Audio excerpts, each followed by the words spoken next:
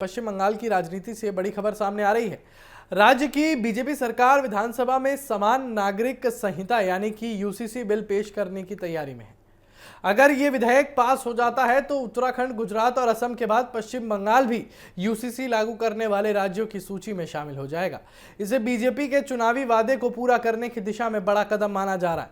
पश्चिम बंगाल में समान नागरिक संहिता यानी कि यूनिफॉर्म सिविल कोड को लेकर सियासी हलचल तेज हो गई है।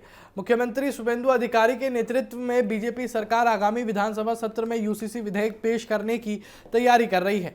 विधानसभा की बिजनेस एडवाइजरी कमेटी की बैठक में इस प्रस्ताव पर सहमति बनने के बाद बिल का मसौदा विधेयकों को भेजे जाने की प्रक्रिया भी शुरू कर दी गई है और सरकार का कहना है कि ये उसके चुनावी संकल्प पत्र का अहम वादा था और अब उसे अमल में लाया जा रहा है। प्रस्तावित यूसीसी का उद्देश्य विवाह, तलाक, उत्तराधिकार, गोद लेने और संपत्ति के बंटवारे जैसे नागरिक मामलों में सभी नागरिकों के लिए एक समान कानून लागू करना है। यानी अलग अलग धर्मों के व्यक्तिगत कानूनों के बजाय एक समान कानूनी व्यवस्था लागू होगी। हालांकि अनुसूचित जनजातियों को इस कानून के दायरे से बाहर रखने की संभावना जताई जा रही है, जैसा कि अन्य राज्यों के मॉडल में भी देखा गया है।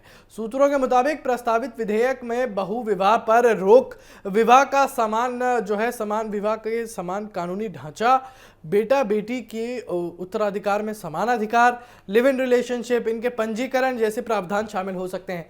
हालांकि सरकार ने अभी तक बिल का अंतिम मसौदा सार्वजनिक नहीं किया है और विधानसभा में पेश होने के बाद ही इसकी पूरी तस्वीर सामने आएगी।